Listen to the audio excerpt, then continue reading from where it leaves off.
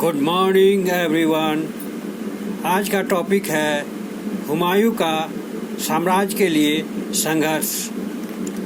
हुमायूं के राजनीतिक जीवन के गहन अध्ययन से पता चलता है कि जब भी पतन की संभावना उठी, हुमायूं ऐसा व्यक्ति नहीं था जो इससे चूक जाए। निसंदेह हुमायूं का राजनीतिक जीवन मूर्खताओं और असफलताओं के उल्लेख से अधिक कुछ भी नहीं है। लेनपूल ने विचार प्रस्तुत किया है कि हुमायूं जीवन भर ठोकरें खाता रहा और ठोकर खाकर ही मरा।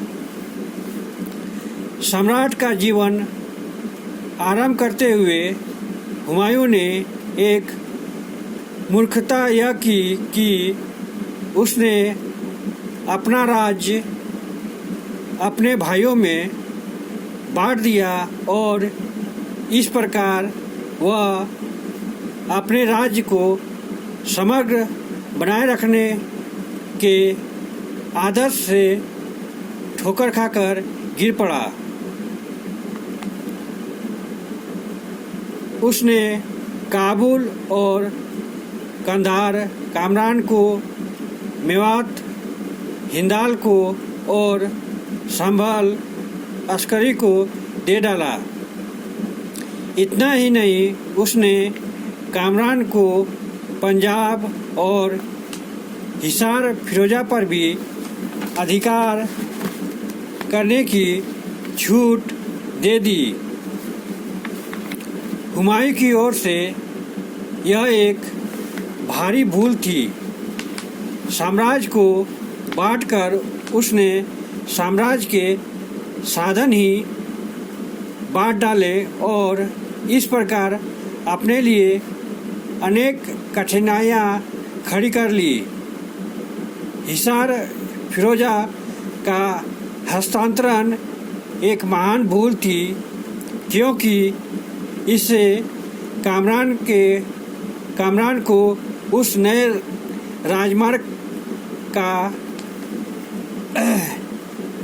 राजमार्ग पर नियंत्रण प्राप्त हो गया जो दिल्ली से कांधार तक जाता था। बहादुर शाह से लड़ते हुए हुमायूं ने कई स्थानों पर ठोकर खाई। मालवा और गुजरात मुगलों के हाथ आ तो गया, परंतु हुमायूं के बार बार ठोकर खाने से वे फिर हाथ से निकल गए। उसने नए विजित प्रदेशों को कई भागों में बांटकर ऐसे राज्यपालों को सौंप दिया जिनकी स्वामी भक्ति आजमाई नहीं गई थी। उन राज्यपालों ने षड्यंत्र रचने आरंभ कर दिए। बहादुर शाह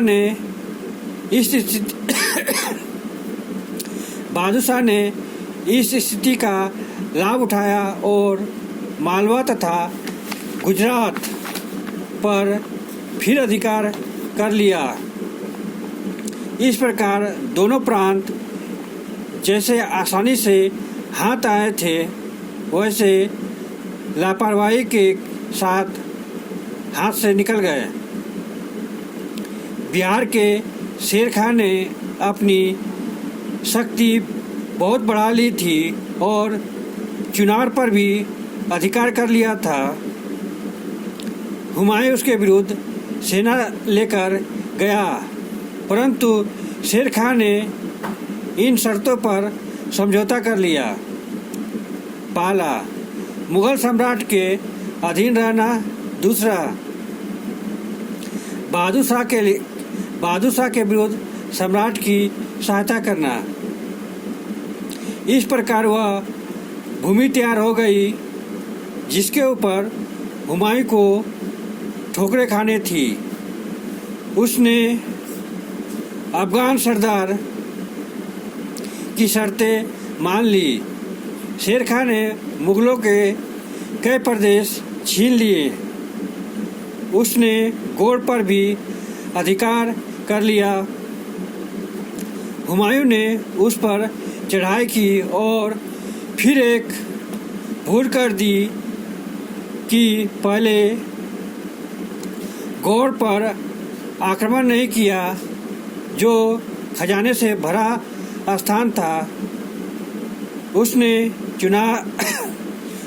चुनार ले लिया। इसी बीच शेर खान ने गौड़ से खजाना निकाल लिया। गौड़ को जीत लेने पर हुमायूं ने एक और ठोकर खाई, जिसने उसे अफीमियों के स्वर्ग में धकेल दिया।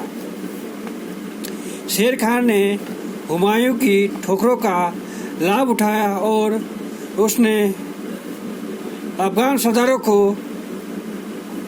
मुगल प्रदेशों पर अधिकार करने के लिए भिन्न भिन्न दिशाओं में भेज दिया। हुमायूं ने उस पर चढ़ाई कर दी। चौसा में दोनों सेनाएं टकराई। हुमायूं ने मूर्खता से 2 महीने से भी अधिक समय व्यर्थ गंवा दिया और जब लड़ाई हुई तो उसके बहुत से सैनिक पहले ही उससे विश्वासघात कर चुके थे। हुमायूं को युद्ध क्षेत्र से भाग जाना पड़ा और वह नदी में डूबने ही लगा था जब उसे एक भिश्ती मतलब भिखारी ने बचा लिया। कन्नौज की लड़ाई में हुमायूं ने ठोकर खाई। शेरशाह ने उसके लिए जो भी फिसलन तैयार की थी वह वहीं फिसलता गया। इस बात का यह परिणाम हुआ कि हुमायूं की बुरी तरह हार हुई और उसे भारत से निकाल दिया गया। अपने देश निकालने में भी यह मूर्ख तथा दुर्भाग्यवान सम्राट जब स्थान स्थान भटक रहा था, समय समय पर ठोकरें ही खाता रहा। उसने तब भी ठोकरें खाई जब उसने सेवान के दुर्ग पर अधिकार करने का एक व्यर्थ प्रयास किया और भागकर की ओर गया। उसने मिर्जा यादगार नासिर को भी क्षमा दे दी, जबकि इस मिर्जा ने विश्वासघात किया था और उसे परेशान करने के लिए शत्रु की सहायता की थी। मिर्जा ने हुमायूं के लिए बहुत सी कठिनाइयां खड़ी कर दी। फिर हुमायूं ने अपने भाई कामरान के विरुद्ध कोई कार्रवाई नहीं की। जब वह काबुल पर हारकर गजनी की ओर भाग खड़ा हुआ था, परिणाम यह हुआ कि कामरान ने फिर काबुल पर अधिकार कर लिया। हुमायूं ने उसे परास्त किया और एक बार फिर उसे क्षमा दे दी। हुमायूं जो जीवन भर ठोकरें ही खाता रहा और आखिर उसकी मृत्यु भी ठोकर खाकर हुई। 1556 ईस्वी में वह अपने पुस्तकालय के सीढ़ियों से गिरकर मर गया। अपनी बातों को मैं यही विराम देता हूँ। अगर आपको इस टॉपिक से संबंधित कोई भी प्रश्न आपके मन में हो तो आप कमेंट बॉक्स में अपना प्रश्न रख सकते हैं। Thank you.